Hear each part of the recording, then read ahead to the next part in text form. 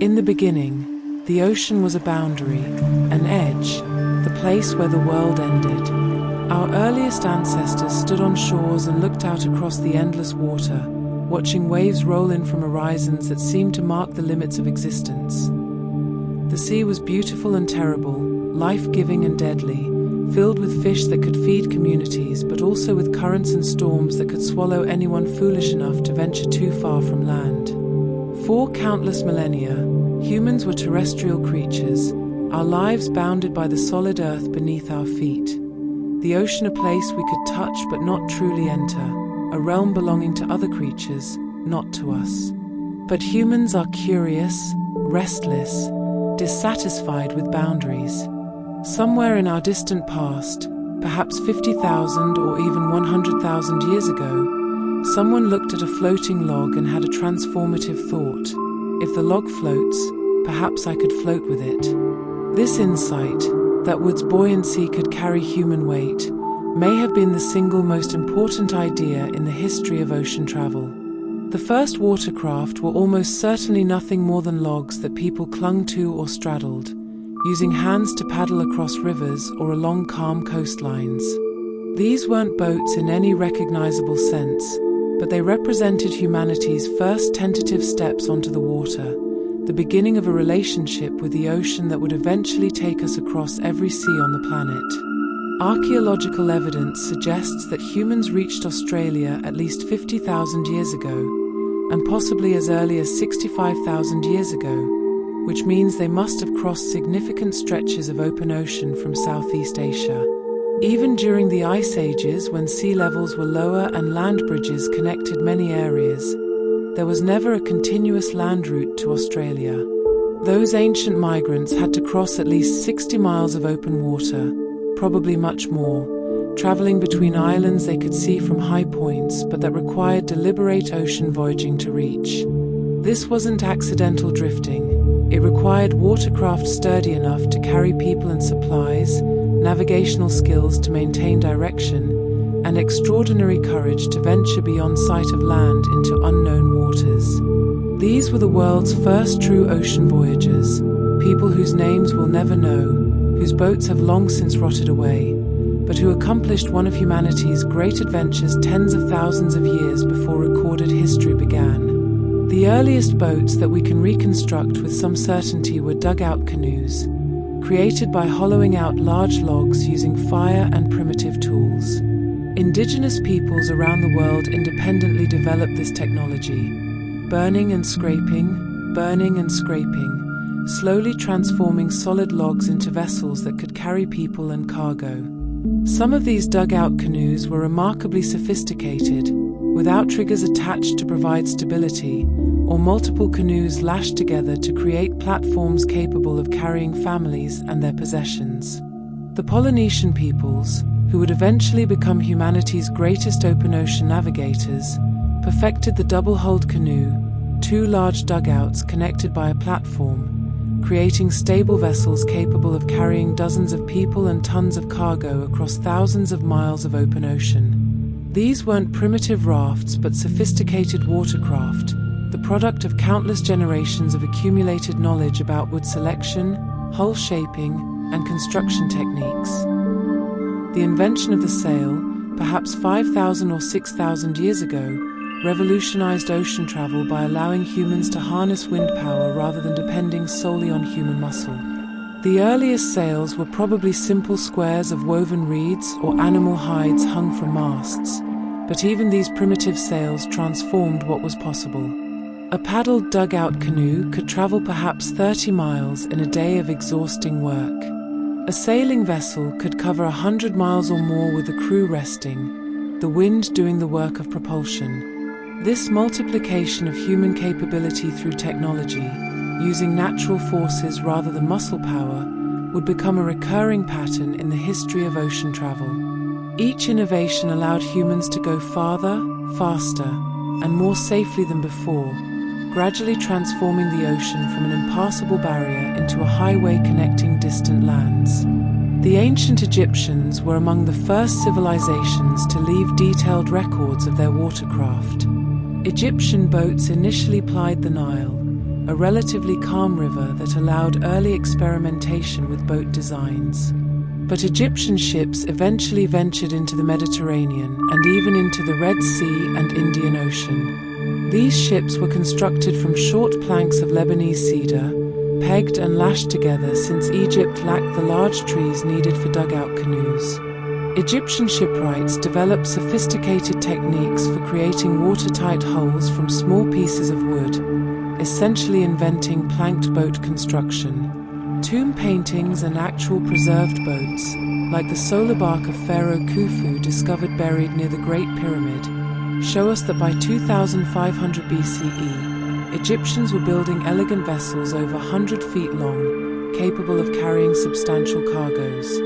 These weren't just functional watercraft but beautiful objects, with gracefully curved hulls and elaborate decorations, demonstrating that even in antiquity, humans took aesthetic pride in their vessels. The Phoenicians, those great maritime traders of the ancient Mediterranean world, took shipbuilding to new levels between about 1500 and 300 BCE. Operating from cities along the coast of modern Lebanon and Syria, the Phoenicians built a trading empire that stretched across the entire Mediterranean, establishing colonies as far west as Spain and North Africa. Their merchant ships, called galleons by the Greeks, were broad-beamed vessels designed to carry maximum cargo, with rounded hulls and large square sails. But the Phoenicians also developed specialized warships, biremes with 2 banks of oars and eventually triremes with 3 banks, that could be rowed at high speed for ramming enemy vessels. These warships represented a new category of ocean-going vessel, ships designed not for transport but for combat, for projecting power across the sea. The development of naval warfare would become a dominant theme in ocean travel history, with military requirements often driving the most significant innovations in ship design and capability. Perhaps the most audacious voyage attributed to the Phoenicians, though some historians remain skeptical, was a circumnavigation of Africa commissioned by Egyptian pharaoh Necho II around 600 BCE. According to the Greek historian Herodotus, Phoenician sailors departed from the Red Sea, sailed south along the east coast of Africa, rounded the southern tip, and returned to Egypt via the Mediterranean after a journey lasting 3 years. Herodotus himself didn't quite believe the story, particularly one detail the sailors reported, that as they sailed west around the southern tip of Africa, the sun appeared to their right, in the north. But this detail is actually evidence for the voyage's authenticity. South of the equator, the sun does indeed arc through the northern sky, a fact no Mediterranean sailor would have known to invent. If this voyage actually occurred, these anonymous Phoenician sailors accomplished what wouldn't be repeated until Portuguese explorers rounded the Cape of Good Hope nearly 2,000 years later, making them the first people to prove by direct observation that Africa was surrounded by water, that the oceans connected, and that the world was far larger than anyone imagined. The Polynesians, beginning around 3,000 years ago, accomplished the most remarkable feat of ocean exploration in human history.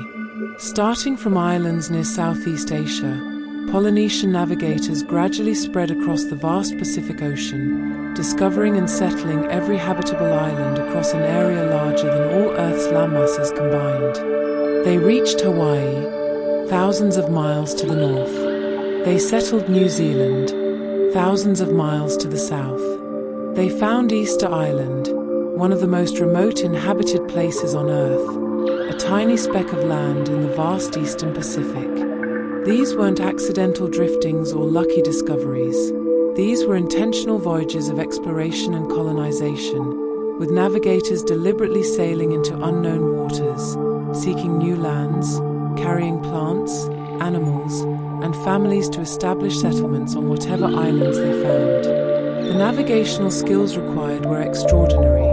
Polynesians developed sophisticated methods using stars, wave patterns, bird behavior, and other natural signs to navigate without instruments, creating mental maps of vast ocean regions and passing this knowledge through oral traditions and practical training. As you rest now, breathing slowly and deeply, Imagine standing on an ancient shore, watching a Polynesian double-hulled canoe being prepared for a voyage. The hull is packed with provisions, dried fish, coconuts, taro plants for planting on whatever land might be found.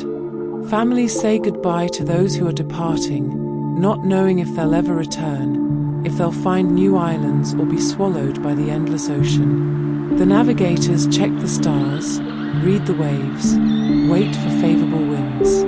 And then they push off, sailing into the unknown, trusting their skills and their vessels, seeking new homes beyond horizons they've never seen. These were journeys of faith and courage and skill, representing humanity's restless drive to explore, to push beyond known boundaries, to discover what lies beyond the edge of the map.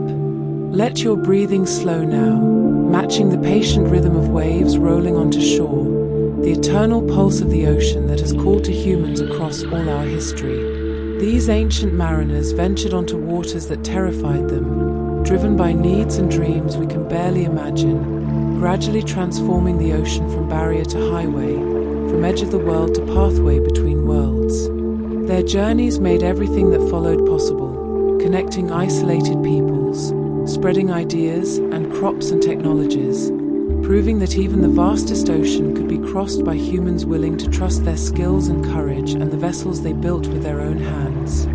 Close your eyes and feel yourself rocking gently, as if cradled in a boat on calm waters, held safely above the depths, floating peacefully between sky and sea. The ancient voyagers have found their harbors, have completed their journeys, have come to rest after lifetimes on the waves. And you too can rest now, carried safely through the night on the gentle tide of sleep, drifting peacefully toward morning's distant shore. While the Polynesians were mastering the Pacific, other civilizations were developing their own maritime traditions in very different waters. The Vikings, emerging from Scandinavia around 800 CE, built vessels perfectly adapted to their particular environment and ambitions. The iconic Viking longship was a masterpiece of naval architecture, long, narrow, and shallow-drafted, with a single square sail and banks of oars running along both sides. These ships could navigate in as little as 3 feet of water, allowing Vikings to sail up rivers deep into continental Europe, but they were also seaworthy enough to cross the North Atlantic's stormy waters.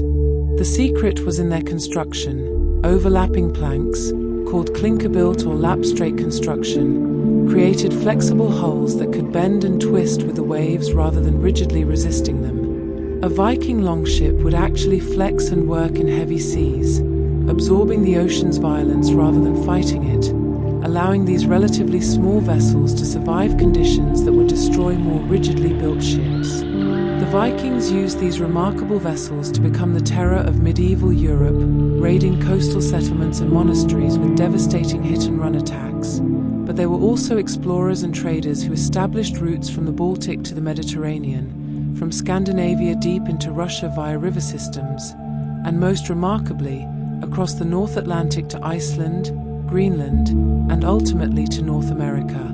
Around 1000 CE, Leif Erikson led an expedition that established a settlement called Vinland on the northern tip of Newfoundland, making the Vikings the first Europeans to reach the Americas nearly 5 centuries before Columbus. The settlement didn't last long, abandoned after just a few years due to conflicts with indigenous peoples and the difficulty of maintaining connections across such vast ocean distances. But the archaeological remains at Lance Auxiliary Meadows prove that Vikings crossed the Atlantic, established a foothold in the New World, and then retreated, leaving the continent to its indigenous inhabitants for another 4.5 centuries before European contact would resume with catastrophic consequences. The development of the magnetic compass revolutionized ocean navigation, though its exact origins remain debated. The compass appeared in China by the 11th century, probably first used for divination before mariners recognized its practical value for navigation. The compass reached European sailors by the late 12th or early 13th century, possibly transmitted through Arab merchants and navigators who dominated Indian Ocean trade routes. Before the compass, Sailors navigated primarily by coastal landmarks, by the sun and stars, by wind and wave patterns, by the color and temperature of water, by the flights of seabirds, a constellation of natural signs that required extraordinary skill to read and that became useless in fog, storms, or overcast conditions. The compass changed everything by providing consistent directional reference regardless of weather or visibility. A navigator could maintain course through storms and darkness, could venture farther from familiar coastlines with confidence that they could find their way back. The compass didn't make ocean travel safe. The sea remained deadly, but it made it considerably less random, replacing some portion of luck and divine favor with reliable information. Chinese maritime achievement reached its zenith during the Ming Dynasty under Admiral Zheng He, who commanded 7 massive expeditions between 1405 and 1433. Zheng He's treasure ships, if historical accounts are accurate, were the largest wooden sailing vessels ever built, some reportedly over 400 feet long, about 4 times the length of Columbus's Santa Maria. These treasure fleets consisted of dozens of ships carrying thousands of sailors, soldiers, diplomats, and translators, demonstrating Chinese power and establishing tributary relationships with kingdoms throughout Southeast Asia, India, Arabia, and East Africa. Zheng He's ships carried exotic goods, porcelain, silk, tea, to trade and give as diplomatic gifts, and returned with tribute items including giraffes from Africa, which caused a sensation at the Chinese court. These voyages demonstrated that Chinese naval technology and organizational capability far exceeded anything in Europe at the time, and they established extensive trade networks and diplomatic relationships throughout the Indian Ocean basin. Yet inexplicably, after 1433, China turned inward. The emperor ordered the treasure ships destroyed and banned ocean-going voyages, ending China's brief period of aggressive maritime expansion. Historians still debate why this occurred. Some cite economic concerns about the expedition's costs, others point to political power struggles at court. Still others suggest that Confucian philosophy valued stability and tradition over expansion and exploration. Whatever the reasons, China's withdrawal from ocean exploration created a vacuum that European powers would eventually fill.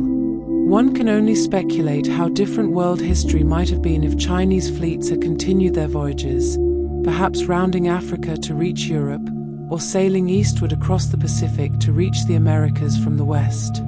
Instead, Chinese maritime capability contracted precisely when European capability was beginning to expand, setting the stage for European domination of global ocean trade in the centuries to come. The development of new ship types in medieval and Renaissance Europe gradually improved ocean-going capability. The cog, a sturdy merchant vessel that appeared in the 10th century, featured a straight stem and stern with a flat bottom, optimized for cargo capacity rather than speed. The carrack, developed in the 15th century, represented a major advance, a larger, more robust vessel with multiple decks, multiple masts carrying both square and triangular sails, and innovations like the stern post rudder that replaced the older side-mounted steering oar, providing better control.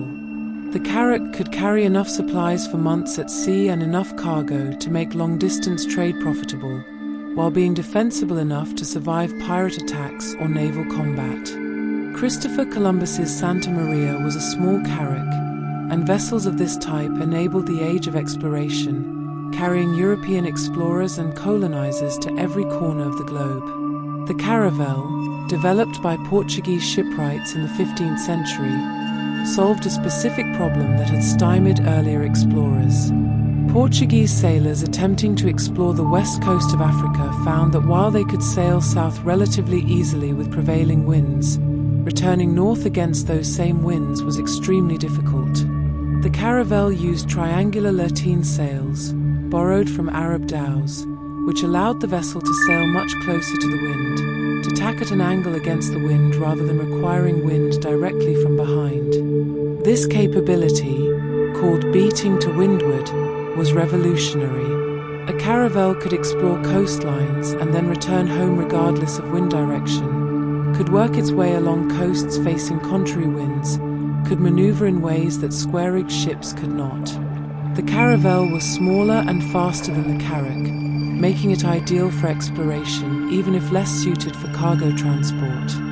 Portuguese explorers in caravels gradually worked their way down Africa's coast through the 15th century, establishing trading posts, mapping coastlines, and eventually, in 1488, Bartholomew Diaz rounded the Cape of Good Hope, proving that a sea route to Asia around Africa was possible. This breakthrough culminated in Vasco da Gama's voyage in 1497 to 1498, when he led a fleet of 4 ships from Portugal around Africa to India, establishing direct maritime trade between Europe and Asia for the first time. This voyage was one of history's most consequential journeys. Da Gama's route bypassed the overland Silk Road and Muslim-controlled Middle Eastern trade routes that had previously monopolized European access to Asian spices, silk, and other luxury goods.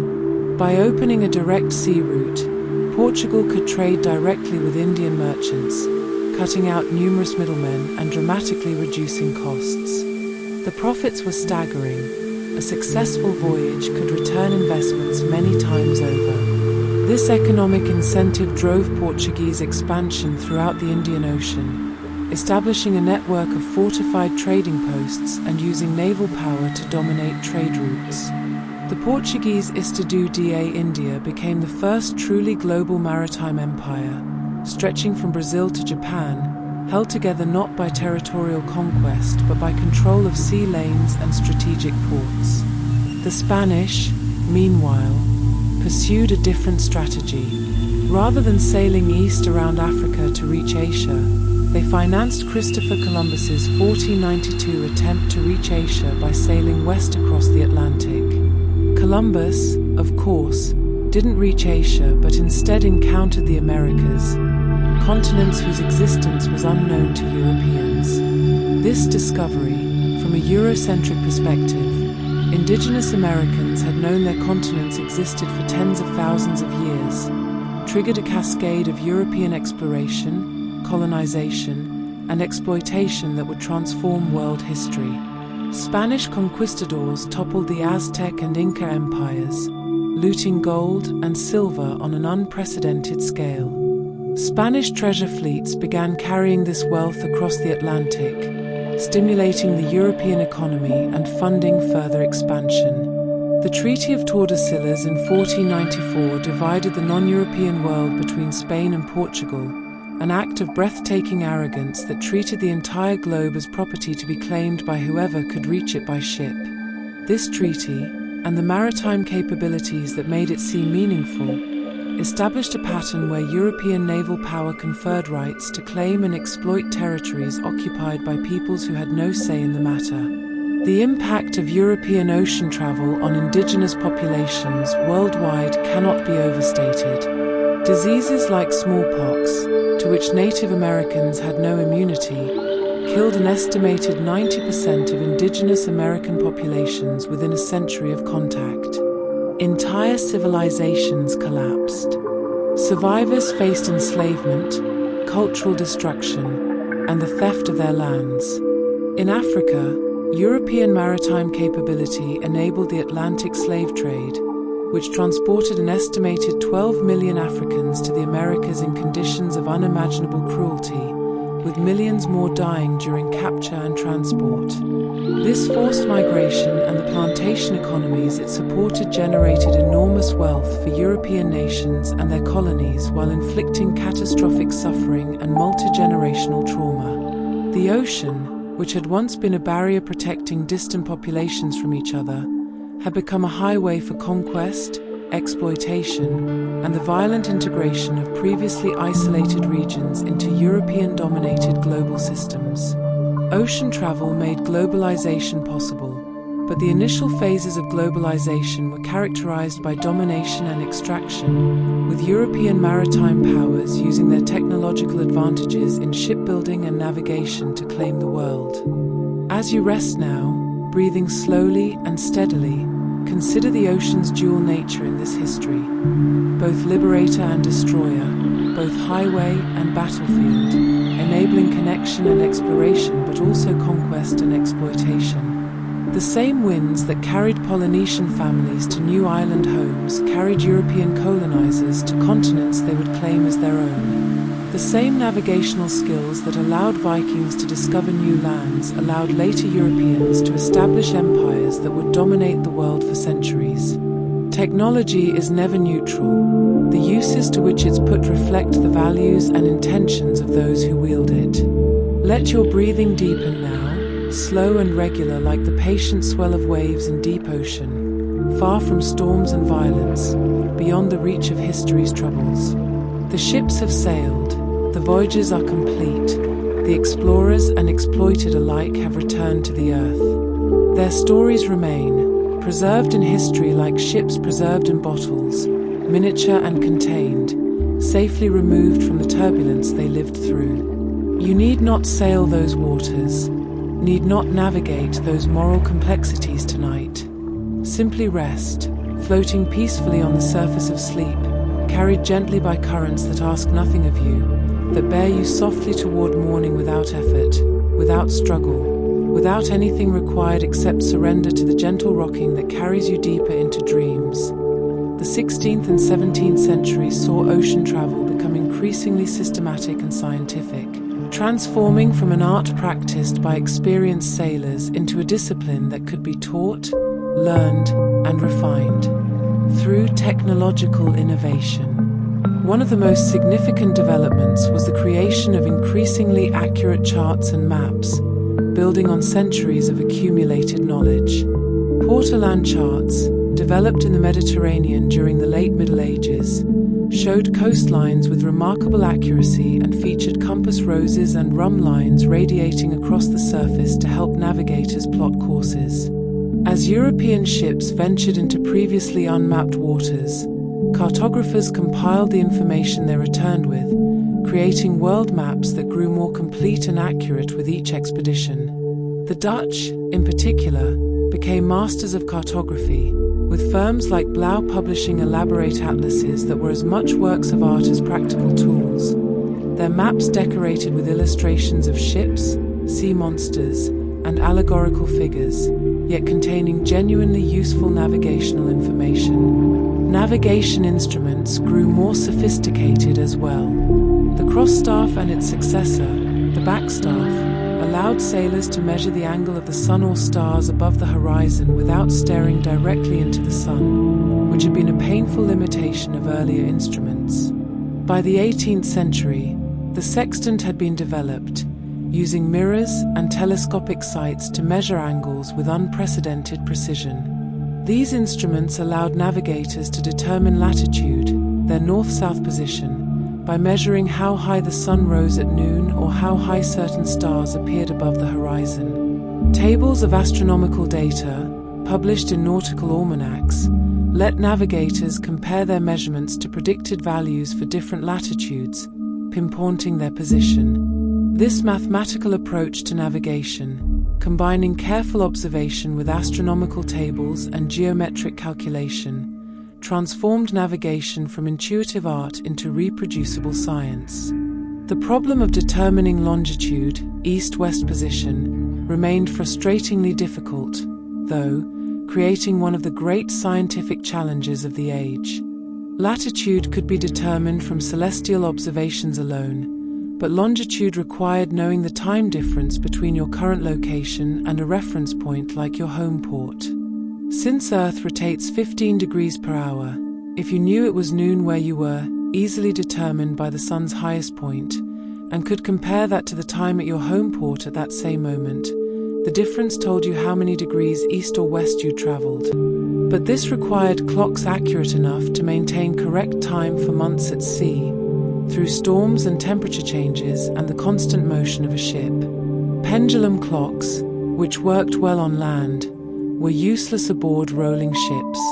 The British government, desperate to solve this problem after numerous maritime disasters caused by navigation errors, offered the longitude prize in 1714, £20,000, worth millions today, to anyone who could devise a practical method for determining longitude at sea. The prize was eventually won by John Harrison, a self-taught clockmaker who dedicated his life to creating marine chronometers, timepieces accurate enough to maintain correct time through months at sea. Harrison built 5 chronometers over 4 decades, each one more sophisticated than the last, overcoming problems of temperature variation, humidity, and motion through innovative mechanisms and materials. His H4 chronometer, completed in 1759, looked like a large pocket watch but incorporated refinements that made it accurate to within a few seconds over months of testing. Despite proving his chronometer's accuracy through multiple sea trials, Harrison faced skepticism and resistance from the scientific establishment, who had expected the solution to come from astronomical observations rather than mechanical timekeeping. He eventually received the prize money, though only after direct intervention by King George III. Harrison's chronometers revolutionized navigation, making it possible to determine position anywhere in the world with accuracy that would have seemed miraculous to earlier generations of sailors. As navigation became more scientific and reliable, ocean travel became more routine, and nations with powerful navies could project force globally. The 18th century saw intense naval competition among European powers, particularly Britain and France, fighting for control of trade routes and overseas territories. This naval arms race drove innovations in ship design and construction. Ships of the line, massive warships carrying 64 to more than 100 cannons arranged on multiple decks, became the capital ships of naval warfare, capable of pounding enemy vessels with devastating broadsides. These ships were enormously expensive to build and maintain, requiring hundreds of tons of timber, miles of rope, acres of canvas for sails, and crews of 500 to 800 men. Only wealthy nations could afford to build and operate battle fleets, making naval power both a cause and consequence of national wealth and industrial capacity. The British Royal Navy emerged as the dominant naval force by the late 18th century, a position it would maintain for over a century.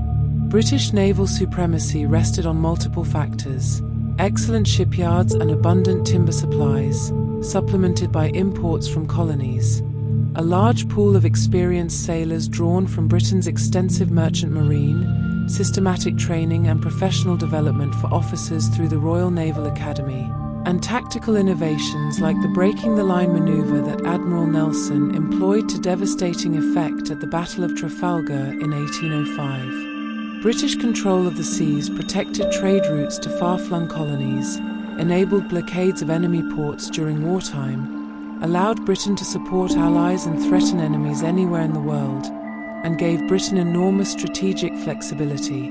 The saying that Britannia rules the waves reflected genuine geopolitical reality. British naval power underpinned the largest empire in world history, connecting territories on every continent through sea lanes that British warships patrolled and protected. But alongside these naval developments, ocean travel was also becoming more accessible to ordinary people. Packet ships, vessels running on regular schedules between specific ports, began operating in the 18th century, carrying mail, cargo, and passengers on predictable timetables rather than waiting to fill holds before departing. This regularity made ocean travel more plannable and reliable.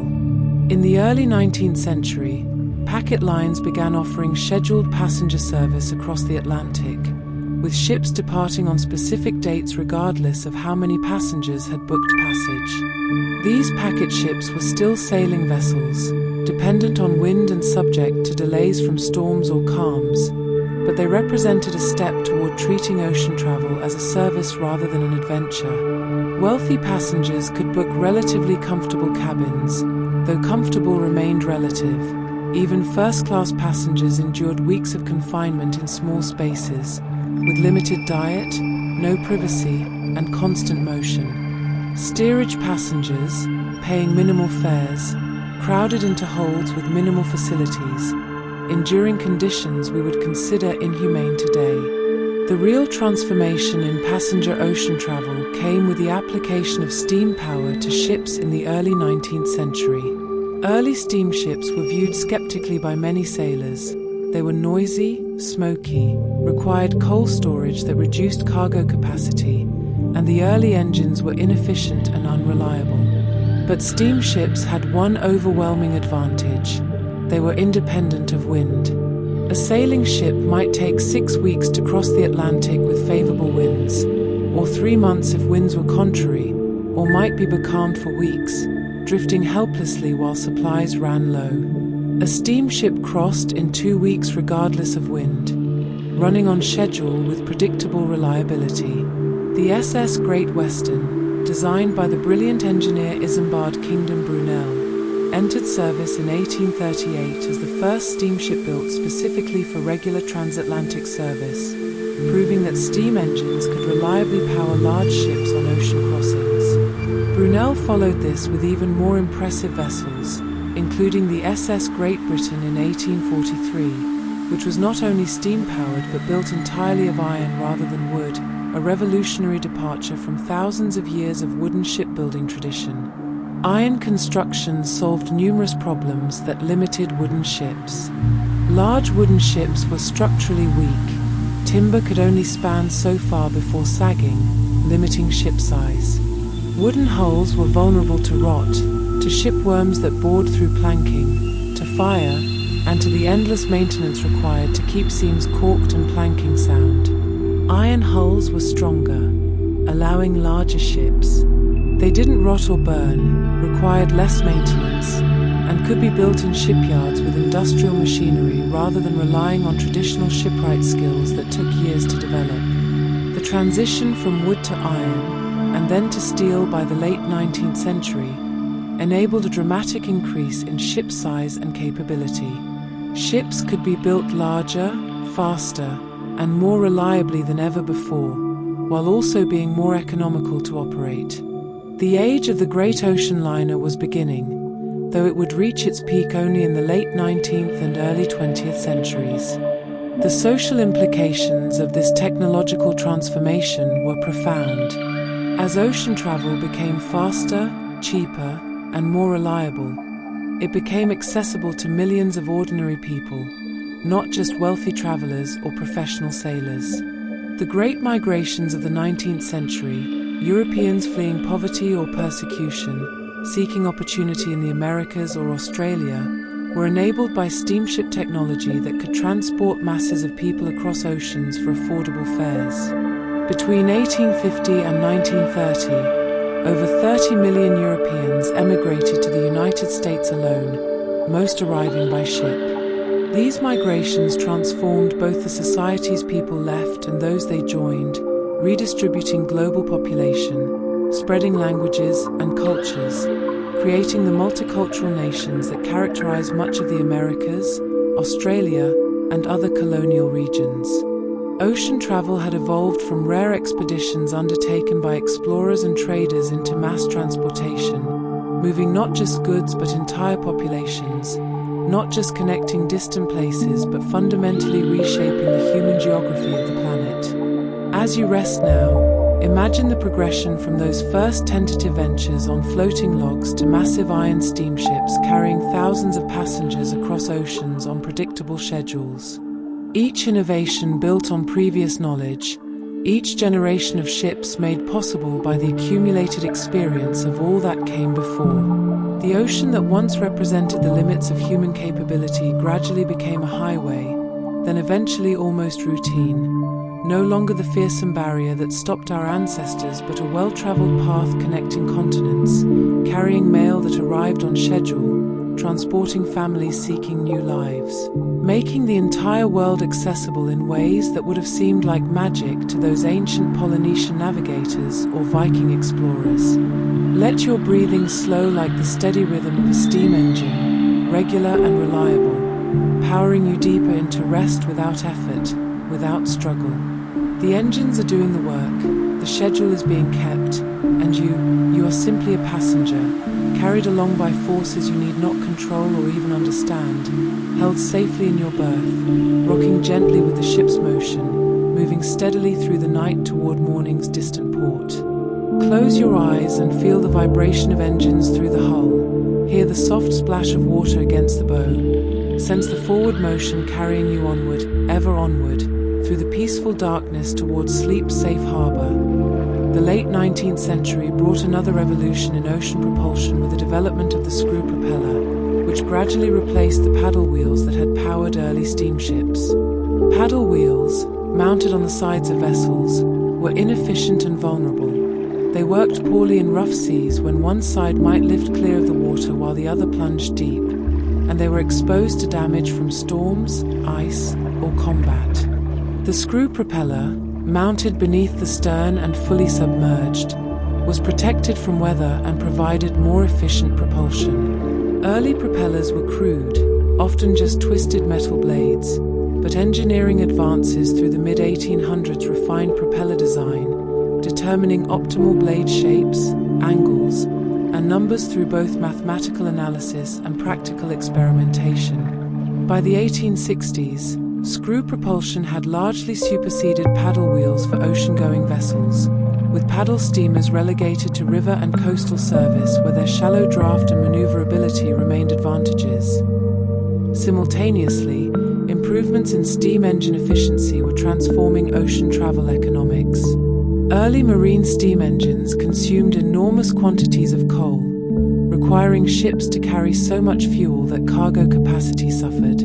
But compound engines, introduced in the 1860s, used steam multiple times by expanding it through cylinders of progressively larger diameter, extracting far more work from the same amount of coal. Triple expansion engines, perfected in the 1880s, pushed efficiency even further, making steamships economical for even long-distance routes where coal couldn't be replenished. This efficiency revolution meant that steamships could finally compete with sailing ships on economic grounds, not just on reliability and schedule. By the 1890s, the age of commercial sail was ending. Most cargo was moving on steamships, and the great sailing ships that had dominated ocean trade for millennia were becoming obsolete, romantic relics of a passing age. The opening of the Suez Canal in 1869 dramatically shortened the sea route between Europe and Asia, cutting thousands of miles and weeks of travel time from journeys that previously required sailing around Africa's Cape of Good Hope. This 120-mile canal through Egypt, connecting the Mediterranean to the Red Sea, was one of the 19th century's greatest engineering achievements, requiring 10 years of labor and costing thousands of workers' lives. But its impact on ocean commerce was immediate and profound. The journey from London to Bombay dropped from about 11,000 miles around Africa to about 6,000 miles through the canal. For steamships with their fixed fuel consumption, this distance reduction was even more valuable than for sailing ships, which had often made good time around the Cape with favorable winds. The canal effectively gave steamships a decisive advantage, accelerating the transition from sail to steam. British investment and involvement in the canal's construction and operation also gave Britain strategic control over this vital artery of global trade, reinforcing British imperial power in an age when controlling sea routes meant controlling global commerce. The transatlantic passenger trade reached its golden age in the late 19th and early 20th centuries with competition among shipping companies to build the largest, fastest, and most luxurious ocean liners. Ships like Cunard Line's Lusitania and Mauretania, launched in 1906 and 1907, could cross the Atlantic in under 5 days, traveling at speeds over 25 knots, faster than most warships of the era. These ships competed for the Blue Riband, an unofficial honor awarded to the fastest westbound Atlantic crossing, with national pride and commercial advantage driving companies to push the boundaries of size and speed. First-class accommodations rivaled the finest hotels, with grand dining rooms, smoking lounges, libraries, and even swimming pools. The RMS Titanic, launched in 1912, represented the peak of this trend, nearly 900 feet long, displacing over 50,000 tons, capable of carrying over 2,400 passengers and 900 crew, fitted with unprecedented luxury for first-class passengers. The ship was promoted as unsinkable, incorporating the latest safety features including watertight compartments designed to contain flooding if the hull was breached. The Titanic, sinking on its maiden voyage in April 1912 after striking an iceberg in the North Atlantic, was one of history's most famous maritime disasters, killing over 1,500 people and shattering the era's confidence in technological progress. The disaster revealed that the ship carried insufficient lifeboats for all aboard, that watertight compartments weren't truly watertight as flooding could spill over their tops, that construction prioritized luxury and speed over safety, and that wireless communication protocols were inadequate for coordinating rescue efforts. The tragedy led to significant reforms, international agreements requiring sufficient lifeboats for all passengers and crew, establishment of the International Ice Patrol to monitor iceberg dangers in North Atlantic shipping lanes, regulations requiring 24-hour radio watch on passenger vessels, and generally sobering recognition that technological sophistication didn't eliminate danger, that the ocean remained deadly regardless of how impressive the ships venturing onto it might be. World War I demonstrated that ocean control remained strategically decisive even in an age of airplanes and modern weapons. The British naval blockade of Germany, enforced by the Royal Navy's superiority in surface warships, prevented Germany from importing food and raw materials, contributing significantly to Germany's eventual defeat by creating severe shortages and internal unrest. Germany responded with unrestricted submarine warfare, using U-boats to sink merchant ships supplying Britain, attempting to starve Britain as Britain was starving Germany. This submarine campaign brought America into the war after German U-boats sank American ships and the passenger liner Lusitania, killing American citizens. The war introduced new dimensions to naval warfare. Submarines operated beneath the surface, mines could sink ships without warning, and the naval arms race that had characterized the pre-war period suddenly seemed almost quaint as new weapons and tactics transformed naval combat. The massive battleships and dreadnoughts that nations had poured fortunes into building turned out to be less decisive than submarines, mines, and the unglamorous work of convoy escort and blockade enforcement. The interwar period saw continued evolution in ocean liner technology and service. Ships grew even larger and more luxurious, with vessels like the French SS Normandie and the British RMS Queen Mary competing for transatlantic supremacy. These ships were floating palaces, with Art Deco styling, multiple restaurants serving elaborate multi-course meals, ballrooms with live orchestras, shops, theatres, and accommodations that ranged from luxurious first-class suites to bare-bones third-class berths for immigrants and budget travelers. The class distinctions aboard these ships reflected and reinforced social hierarchies of the era. First-class passengers enjoyed sumptuous luxury and rarely even saw the lower decks, where third-class passengers crowded into dormitory-style accommodations with shared facilities. Yet even third class on these modern liners was a significant improvement over the steerage conditions that earlier immigrants had endured, with regulations now requiring minimum standards for ventilation, sanitation, and food service even for the cheapest passengers. The rise of aviation began to challenge ocean liners' dominance in long-distance travel. The first transatlantic flights occurred in the 1920s and 1930s, initially as daring stunts but gradually becoming more routine as aircraft technology improved. Flying boats and seaplanes operated passenger services to destinations that lacked suitable airfields, landing on harbors and sheltered waters. But early aircraft were small, uncomfortable, dangerous, and expensive, limiting them to mail service and the wealthiest travelers willing to pay premium prices to save time. Ocean liners remained the primary means of intercontinental passenger travel through the 1930s, carrying not just tourists but immigrants, business people, government officials, artists, and intellectuals whose transatlantic crossings created networks of cultural and commercial exchange that shaped the modern world. A 5-day ocean crossing provided time for relationships to form, for business discussions, for writers to write and artists to sketch, for the wealthy to see and be seen. Travel itself was part of the experience, not just an inconvenience to be minimized. World War II transformed ocean travel once again, with massive naval operations in every ocean, merchant fleets sustaining war efforts across vast distances, and technological innovations driven by military necessity. The Battle of the Atlantic saw German U-boats attempting to sever Britain's supply lines by sinking merchant ships faster than they could be replaced, while Allied forces developed convoy tactics, sonar for detecting submarines, depth charges for attacking them, and code-breaking capabilities that allowed them to route convoys away from known U-boat positions. The United States built merchant ships at unprecedented rates using mass production techniques. Liberty ships could be constructed in as little as 2 weeks by 1943, with thousands eventually built to replace losses and expand capacity.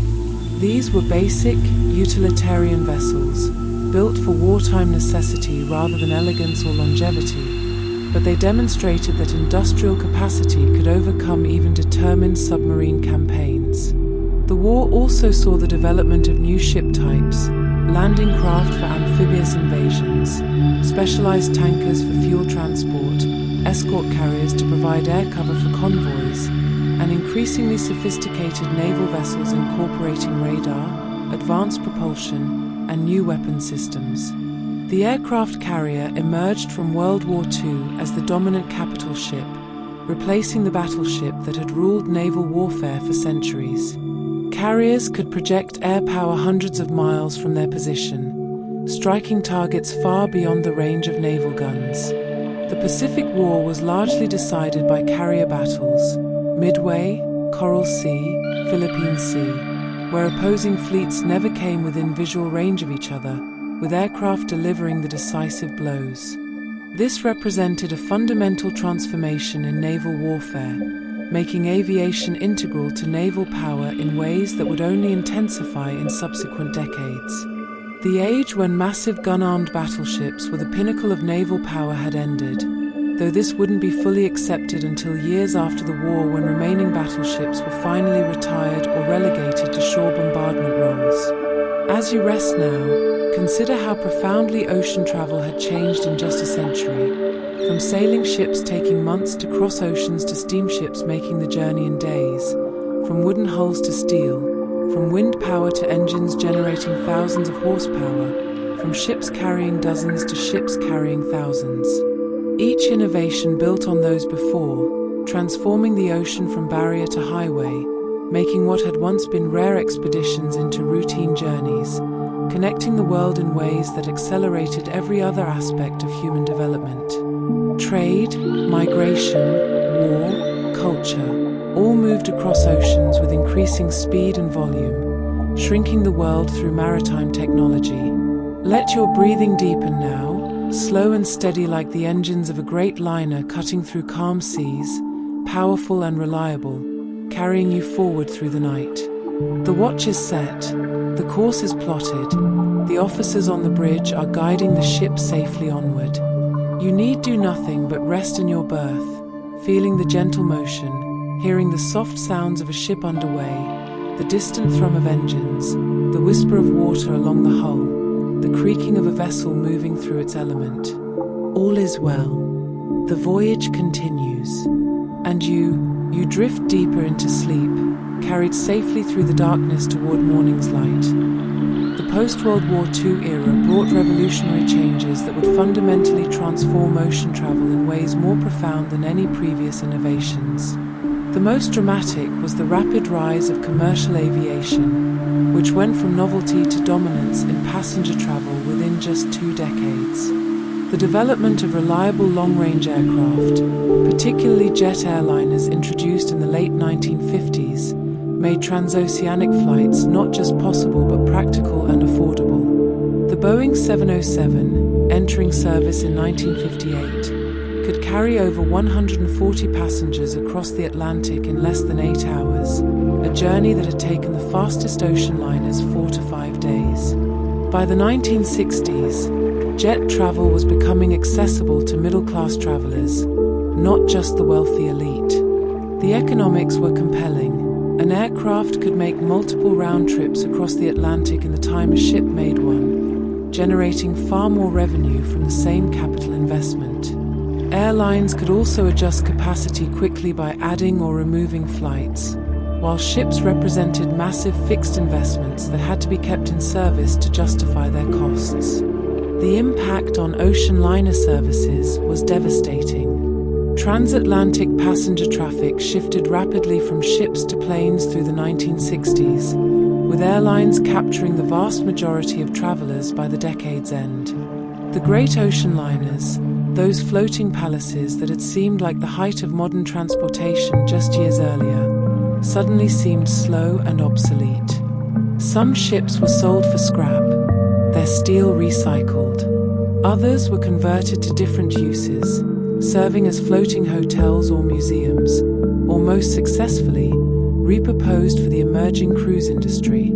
Traditional point-to-point ocean travel, where ships served primarily as transportation between ports, was dying, replaced by cruising, where the ship itself became the destination, a floating resort offering entertainment and relaxation rather than efficient transportation. This represented a fundamental shift in ocean travel's purpose, from necessity to leisure, from transportation to recreation. The container revolution, beginning in the 1950s and accelerating through the 1960s, transformed cargo shipping as profoundly as aviation transformed passenger service.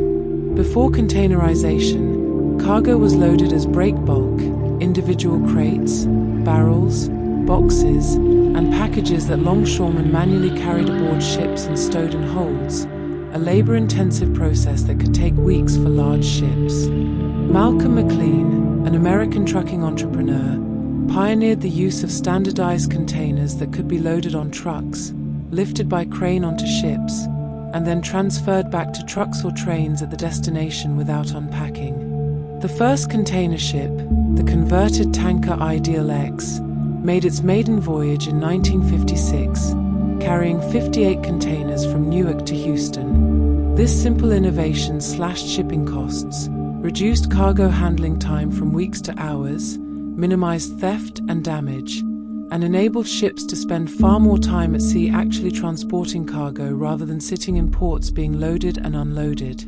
Containerization required enormous infrastructure investments. Ports needed specialized cranes for lifting containers, storage yards for stacking them, and rail and road connections for moving them inland. Ships had to be designed or retrofitted to carry containers, with specialized cell guides holding boxes in place and deck fittings allowing containers to be stacked high above the deck. But the economic benefits were so overwhelming that within 2 decades, containerization dominated global shipping. By the 1980s, most general cargo moved in containers, and container ships had grown to enormous sizes, carrying thousands of 20-foot equivalent units, TEUs. Modern ultra-large container vessels can carry over 24,000 TEUs, each container potentially holding tons of cargo. A single ship can transport goods that would have required dozens of pre-container ships.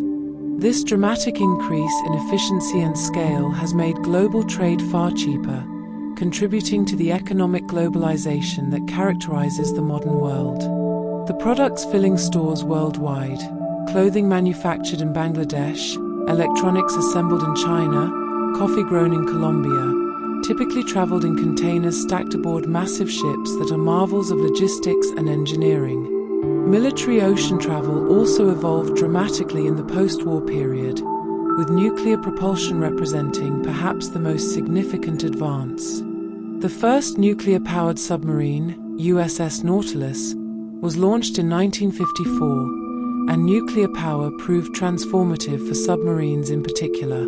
Conventional diesel-electric submarines had to surface regularly to run diesel engines and recharge batteries, limiting their submerged endurance to days at most. Nuclear submarines could remain submerged for months, limited only by crew supplies rather than fuel or air. Nuclear reactors didn't consume oxygen or produce exhaust, allowing truly independent underwater operation. Nuclear submarines could also sustain high speeds while submerged indefinitely, whereas conventional submarines were slow underwater, fast only on the surface. These capabilities made nuclear submarines vastly superior for both attack and strategic deterrence roles. The USS Nautilus demonstrated its revolutionary capabilities in 1958 by traveling under the Arctic ice cap to the North Pole, a feat impossible for any previous vessel.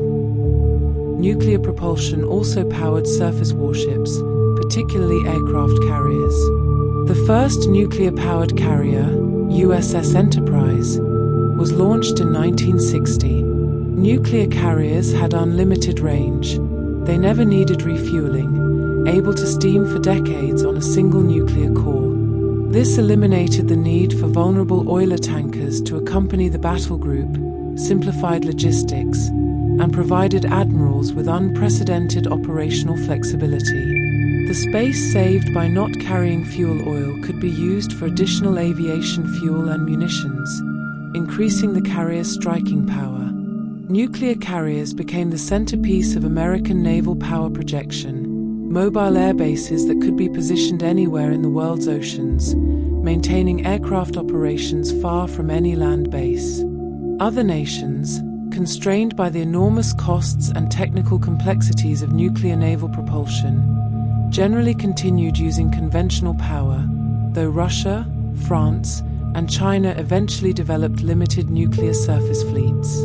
The environmental impact of ocean shipping became an increasing concern by the late 20th century.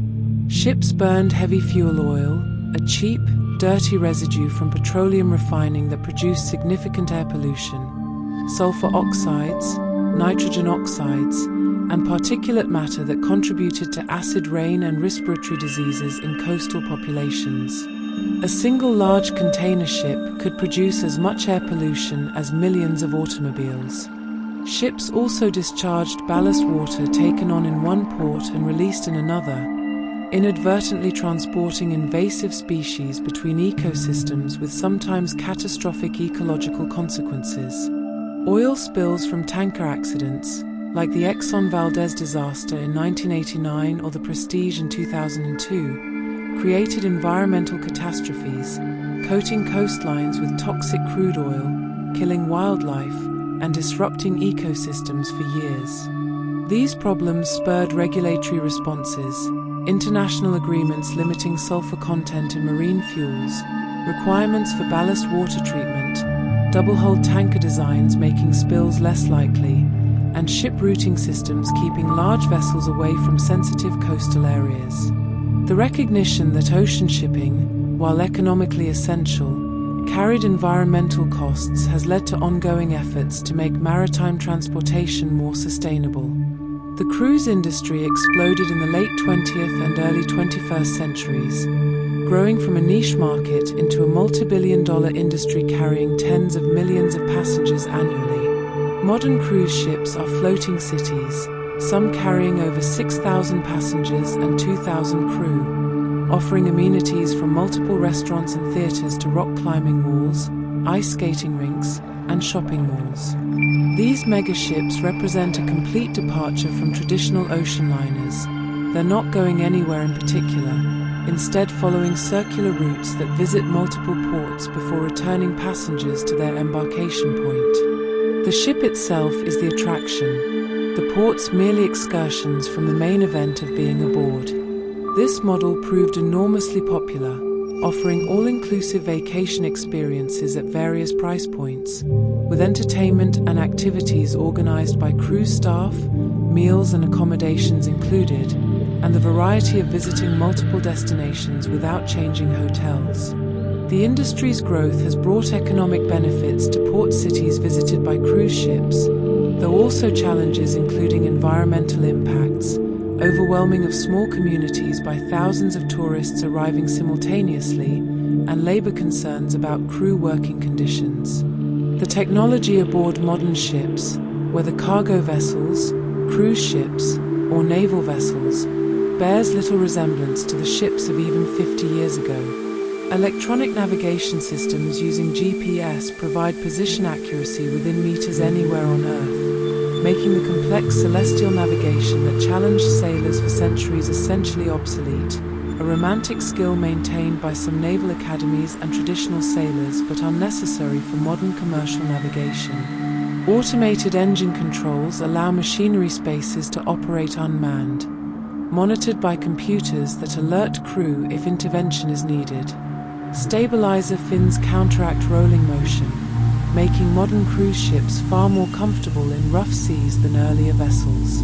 Bridge equipment includes radar showing other vessels and weather systems, electronic charts displaying the ship's position and course, automatic identification systems, AIS, broadcasting the ship's identity and location while receiving the same from nearby vessels, and communication systems providing constant connection to shore and satellite. Some new ships are testing autonomous operation, with computer systems handling navigation and engine control while human operators monitor remotely, potentially pointing toward a future of crewless cargo vessels. The ocean that humanity began exploring on floating logs tens of thousands of years ago is now thoroughly mapped, constantly monitored, and crossed by thousands of vessels daily. Maritime routes are established highways. Ship positions are tracked continuously, weather is forecast with reasonable accuracy, and the dangers that made ocean travel terrifying to our ancestors have been dramatically reduced through technology, regulation, and infrastructure. Yet the ocean remains powerful and dangerous. Storms still sink ships, rogue waves still appear from nowhere to damage vessels, ice still threatens in polar waters, and human error or mechanical failure can still lead to disaster. The ocean tolerates human presence on its surface, but hasn't been conquered, hasn't been tamed. We've learned to navigate it safely most of the time, but the sea remains fundamentally other, governed by forces beyond our control, demanding respect from even the largest, most sophisticated vessels venturing onto its surface. As you rest now, consider this progression from those first ancient voyagers clinging to logs to modern container ships longer than skyscrapers are tall, to nuclear-powered carriers operating for decades without refueling, to cruise ships carrying thousands in luxury unimaginable to passengers on the finest ocean liners of a century ago.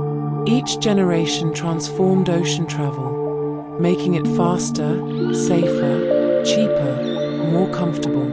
The ocean that once divided humanity now connects us, with cargo ships carrying goods between every port, cruise ships offering floating vacations, naval vessels projecting power globally, and research vessels studying the ocean's depths and the climate systems it regulates.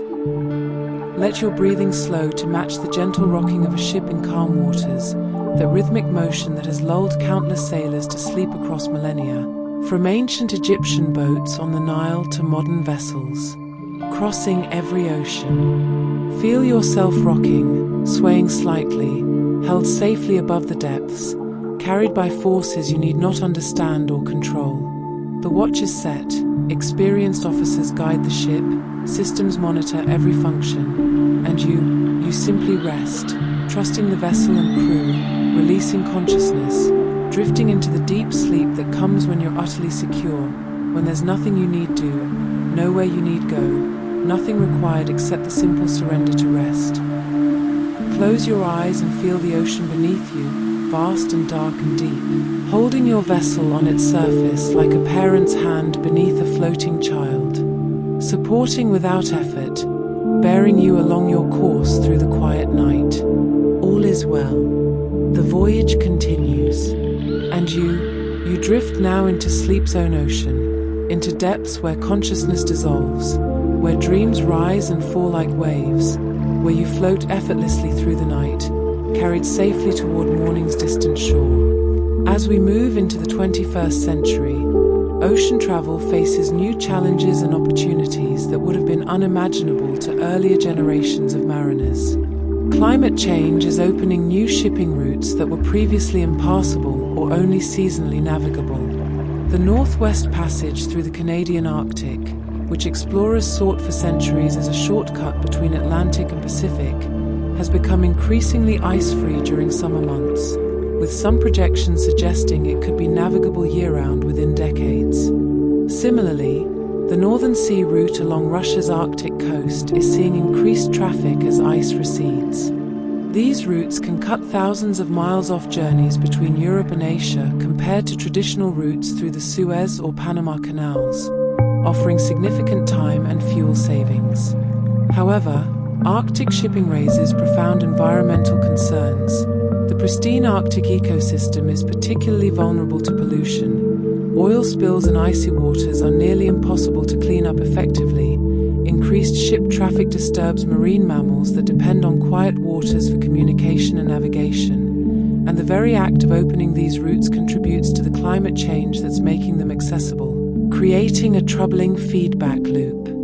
Piracy, an ancient scourge that many assumed had been relegated to history, re-emerged as a significant threat to ocean shipping in the late 20th and early 21st centuries, particularly off the coast of Somalia and in the waters near Southeast Asia.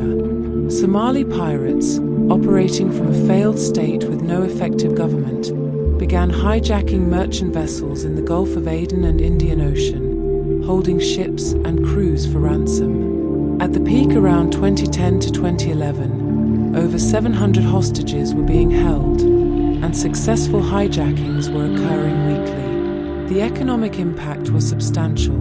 Shipping companies had to route around affected areas, increasing journey times and costs, or hire armed security teams to protect vessels, while insurance premiums skyrocketed for ships transiting high-risk areas. International naval forces eventually deployed to provide protection and convoy services, and shipping companies adopted better security practices, including increased speed in dangerous waters, fire hoses to repel boarders, safe rooms where crews could lock themselves if pirates boarded, and armed security personnel. These measures, combined with some improvement in Somalia's stability, have reduced piracy significantly, though it remains a concern in several regions where weak governance and poverty create conditions where piracy seems like a rational, if desperate, economic choice. The rise of megaships, particularly in the container trade, represents one of the most visible trends in contemporary ocean shipping. The quest for economies of scale has driven container ship sizes to extraordinary levels. Vessels like the HMM Algeciras, launched in 2020, can carry nearly 24,000 TEUs, stretching over 1,300 feet in length and standing as tall as a 20-story building when fully loaded. These ships are so large they can't pass through the Panama Canal even after its recent expansion, and only a handful of ports worldwide have the infrastructure to handle them. Deep enough water, powerful enough cranes, sufficient storage capacity for the thousands of containers a single ship delivers. The economic logic is compelling. A ship twice as large doesn't require twice the crew, doesn't burn twice the fuel, yet can carry roughly twice the cargo. But these megaships also create vulnerabilities. When one runs aground, as the Ever Given did in the Suez Canal in 2021, it can block a critical shipping route for days, disrupting global supply chains and costing billions in delayed shipments. The concentration of cargo on fewer, larger ships also means ports experience extreme peaks of activity when megaships arrive, straining infrastructure and creating logistical bottlenecks. Liquefied natural gas, LNG, shipping has emerged as a crucial component of global energy infrastructure as nations seek cleaner alternatives to coal and oil. Natural gas in its gaseous form is difficult to transport economically over long distances, but when cooled to -260 degrees Fahrenheit, it condenses into liquid form, reducing its volume by about 600 times. Specialized LNG carriers, with their distinctive spherical or membrane tanks, transport this superchilled liquid across oceans, delivering energy from gas-producing regions to markets lacking domestic supplies. These ships are engineering marvels, maintaining extreme cold during voyages lasting weeks while safely containing a cargo that would explode if it leaked and warmed. The LNG trade has grown dramatically as countries like Japan, South Korea, and much of Europe have increased natural gas imports, either as a cleaner fossil fuel transition or, in Japan's case, to replace nuclear generation capacity after the Fukushima disaster. This trade represents another way the ocean connects global resources to global demand, with specialized vessels enabling energy commerce that shapes nations' electricity generation and industrial capacity. Offshore operations, drilling for oil and gas, installing wind turbines, laying undersea cables, have created new categories of specialized vessels designed not primarily for transportation but for working at sea.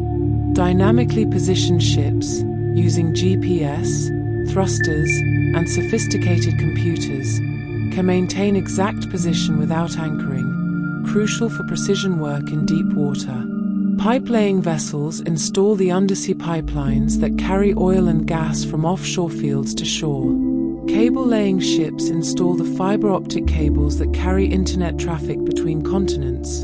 The vast majority of international data travels through cables on the ocean floor rather than via satellite, making these cables critical infrastructure for the global economy. Offshore wind installation vessels, particularly in European waters, transport and install massive wind turbine components in ocean locations chosen for strong, consistent winds. These specialized vessels represent ocean travel evolved beyond transportation into transformation, using the ocean as a workplace, a platform for extracting resources or generating energy or building communications infrastructure that, paradoxically, makes the ocean's role less visible even as it becomes more central to modern life. The environmental movement's influence on shipping has grown considerably, driven by both regulation and public pressure. The International Maritime Organization adopted regulations requiring ships to reduce sulfur emissions dramatically, forcing shipping companies to either use more expensive low-sulfur fuels, install scrubber systems to clean exhaust, or convert to alternative fuels. This regulation, implemented in 2020, represented one of the largest environmental interventions ever imposed on a global industry, with compliance costs estimated in the billions but benefits in reduced air pollution and associated health impacts valued even higher. Ships are also exploring alternative propulsion methods to reduce carbon emissions, LNG-fueled engines, which burn cleaner than traditional heavy fuel oil, though still producing carbon dioxide, hybrid systems combining engines with batteries, and even experimental designs incorporating wind assistance through modern versions of sails, using rotors, rigid wings, or other technologies to harness wind energy and reduce fuel consumption. Some envision a future return to wind power, not through traditional sails but through advanced aerodynamic systems that could supplement or even primarily power ships, returning in high-tech form to the energy source that powered ocean travel for thousands of years.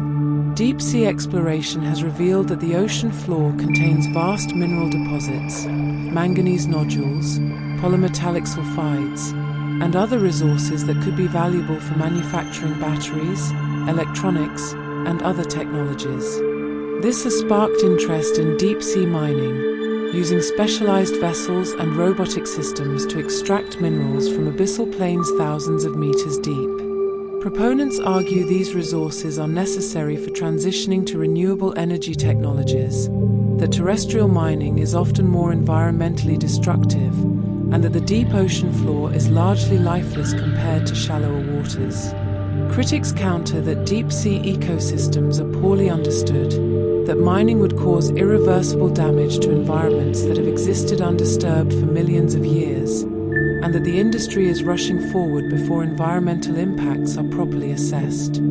This debate represents a new chapter in humanity's relationship with the ocean, no longer just traveling across its surface but reaching to its deepest parts to extract resources, extending human economic activity into the last unexplored regions of the planet, with consequences we're only beginning to understand. Autonomous ships, vessels operating with minimal or no crew, are transitioning from concept to reality.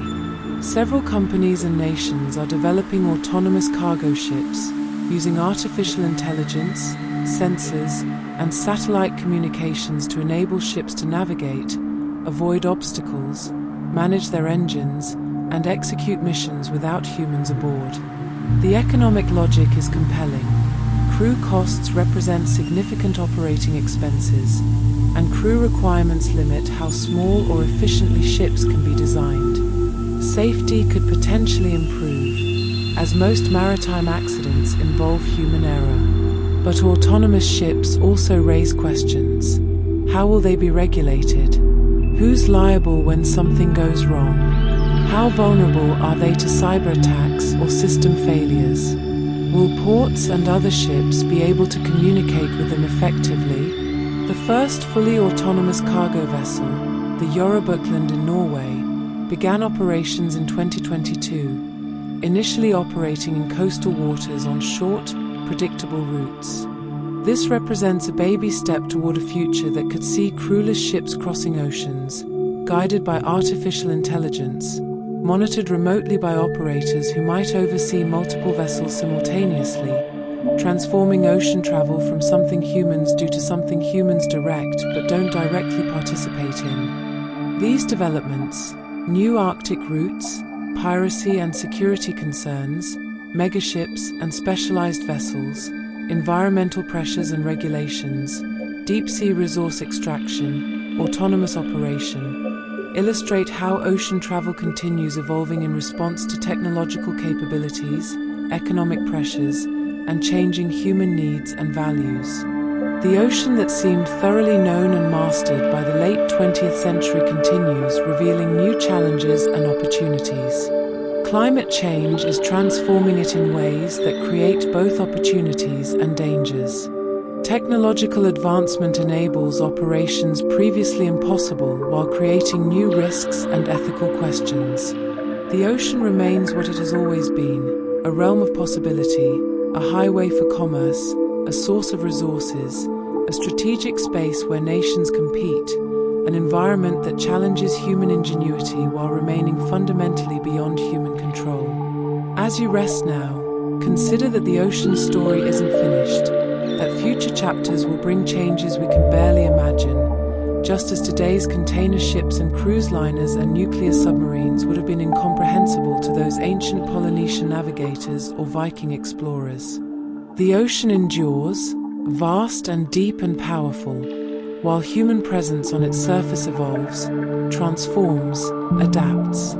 Generations have crossed these waters, each in vessels suited to their era's capabilities and needs, each thinking they had mastered ocean travel, each discovering new challenges and limitations that subsequent generations would address with new technologies and approaches. Let your breathing slow to the deep, steady rhythm of long ocean swells, those waves that travel thousands of miles across open ocean, their period measured in seconds, their wavelength in hundreds of feet, moving through the water without breaking, carrying energy across vast distances. Feel yourself like those swells, steady, rhythmic, traveling smoothly through the night, undisturbed by surface chop or passing storms, moving inexorably toward your destination, which is simply rest, simply the completion of this day's journey, simply the safe arrival in sleep's quiet harbor where all vessels come eventually to anchor, to still their engines, to lower their sails, to rest through the peaceful night before tomorrow's voyage begins. Close your eyes and feel the ocean's timeless presence beneath you, the same ocean those first humans looked across with wonder and fear, the same waters that carried ancient Egyptian boats and Phoenician merchants and Viking longships and Chinese treasure fleets and Spanish galleons and clipper ships and steamers and today's massive container vessels. The ocean connects you to all who have voyaged before, holds you now as it held them, supports you on its surface, bears you along your course through the darkness. Trust the ocean, trust the vessel, trust the journey. All is well. And now you drift into the depths of sleep, into waters where consciousness dissolves, where dreams swim like luminous creatures in the deep, where you float weightless and at peace, held safely until morning's light calls you back to shore. As we approach the present day in our journey through ocean travel history, we must consider the ocean's role not just as a highway for ships, but as a critical component of Earth's climate system, and how this understanding is reshaping our relationship with maritime travel. The ocean absorbs approximately 25% of the carbon dioxide that humans emit into the atmosphere, acting as a massive carbon sink that has significantly slowed the pace of climate change. It also absorbs over 90% of the excess heat trapped by greenhouse gases, storing this thermal energy in its vast volume. These processes have profound implications for ocean travel. Warming waters are expanding the range of tropical storms, potentially intensifying hurricanes and typhoons that threaten shipping routes. Ocean acidification, caused by absorbed CO2 forming carbonic acid, is affecting marine ecosystems in ways we're only beginning to understand. The ocean that ships travel across is changing in fundamental ways, becoming warmer, more acidic, and more prone to extreme weather events, forcing maritime industries to adapt to a less stable, more unpredictable marine environment. The science of oceanography itself has been revolutionized by technologies that allow us to study the ocean in unprecedented detail. Satellite observations provide global coverage, measuring sea surface temperature, wave heights, ocean color that indicates phytoplankton blooms, and even subtle variations in sea level that reveal underwater currents and features. Autonomous underwater vehicles, or AUVs, can survey the ocean depths for months at a time, following programmed missions or adapting to conditions using artificial intelligence, collecting data on water chemistry, temperature, currents, and marine life without requiring expensive research vessels and human crews for every measurement. The Argo program, an international collaboration, maintains a fleet of nearly 4,000 autonomous floats drifting with ocean currents, periodically diving to depths of 2,000 meters and surfacing to transmit data on temperature and salinity, providing a real-time global picture of ocean conditions that was unimaginable just decades ago. This knowledge helps ships route more efficiently, avoiding storms and adverse currents, and deepens our understanding of the ocean system that makes Earth habitable and enables ocean travel. The legal framework governing the ocean has evolved into a complex system of international agreements that attempt to balance competing interests, navigation rights, resource exploitation, environmental protection, and national security. The United Nations Convention on the Law of the Sea, which came into force in 1994 after decades of negotiation, established territorial waters extending 12 nautical miles from coastlines, exclusive economic zones extending 200 nautical miles where nations control resource exploitation, and international waters beyond where ships of all nations have freedom of navigation. This framework attempts to provide order and predictability, but disputes continue over maritime boundaries, navigation rights through strategic straits, and control of resources in contested waters. The South China Sea, for instance, sees overlapping territorial claims, with China asserting extensive rights that other nations dispute, building artificial islands to extend its presence, while the United States conducts freedom of navigation operations to challenge what it views as excessive claims. These tensions remind us that the ocean remains a strategic space where national interests conflict, where military power matters, where the freedom to travel and trade across the sea cannot be taken for granted but must be maintained through diplomacy, international law, and sometimes the presence of naval forces. Salvage operations and marine archaeology have revealed remarkable stories from the ocean floor, recovering vessels lost centuries or even millennia ago. The development of deep diving technology, particularly remotely operated vehicles, ROVs, that can work at depths far beyond human diving capability, has made it possible to locate and explore wrecks in the deep ocean. The discovery and exploration of the Titanic in 1985, resting at a depth of over 12,000 feet, captured global attention and demonstrated the potential for deep-sea exploration. Since then, numerous significant wrecks have been located: ancient Roman trading vessels, Spanish treasure galleons, World War II battleships and submarines, modern cargo vessels lost in storms. These discoveries provide historical insights, help families gain closure about lost loved ones, sometimes yield valuable cargoes, and raise ethical questions about disturbing what some consider grave sites. The ocean floor is a vast museum preserving maritime history, with an estimated 3 million shipwrecks resting in the depths, each one a time capsule containing stories of human aspiration, commerce, conflict, and tragedy. The cruise industry's evolution has continued in remarkable directions, with ships becoming not just larger but more specialized.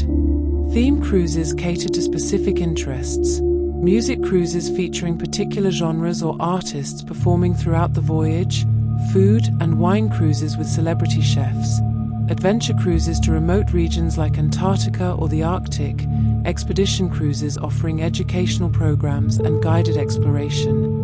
Luxury cruises provide extremely high-end experiences with personalized service, gourmet dining, and exclusive itineraries, some charging tens of thousands of dollars per person for a single voyage. At the other extreme, budget cruise lines offer affordable vacations by maximizing passenger numbers and minimizing included amenities, making money through onboard purchases of drinks, specialty dining, excursions, and other extras. This segmentation reflects cruising's growth into a mass-market industry serving diverse consumers with different preferences and budgets. However, the industry faced an existential crisis during the COVID-19 pandemic when ships became vectors for disease transmission, with numerous outbreaks forcing ships to quarantine, ports refusing to allow passengers to disembark, and companies suspending operations for months. The pandemic revealed the vulnerability of an industry dependent on confining thousands of people in enclosed spaces, raising questions about health protocols and emergency planning that the industry is still addressing. Passenger ferries, often overlooked in discussions of ocean travel, remain crucial transportation links in many regions, carrying millions of passengers annually across waterways where bridges would be impractical or where island communities depend on maritime connections. Modern ferries range from small vessels shuttling between nearby islands to large cruise ferry hybrids offering overnight accommodations on longer routes. High-speed ferries using hydrofoil or catamaran designs can travel at speeds over 40 knots, making ferry travel competitive with driving around bodies of water or through congested coastal cities.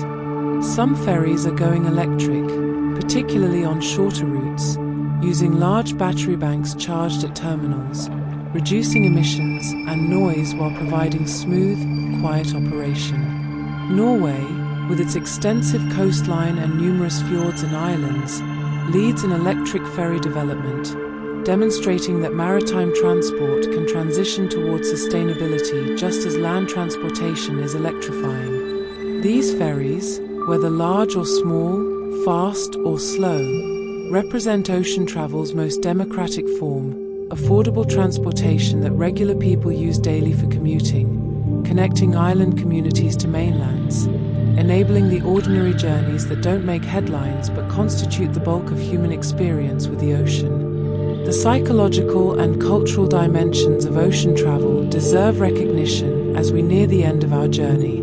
There's something profound about being at sea, surrounded by water to every horizon, that affects human consciousness in ways that landlocked existence does not. Sailors throughout history have reported how extended time at sea changes perception and thought. The vast emptiness encourages introspection. The endless horizon invites philosophical contemplation. The constancy of motion becomes a meditative rhythm, and the enforced community of a ship creates intense social bonds. Modern cruise passengers, even on voyages lasting just days, often report that time at sea feels different, separated from the stress and pace of land-based life, with the ocean's presence creating a sense of liminal space between departure and destination where normal rules and routines are suspended.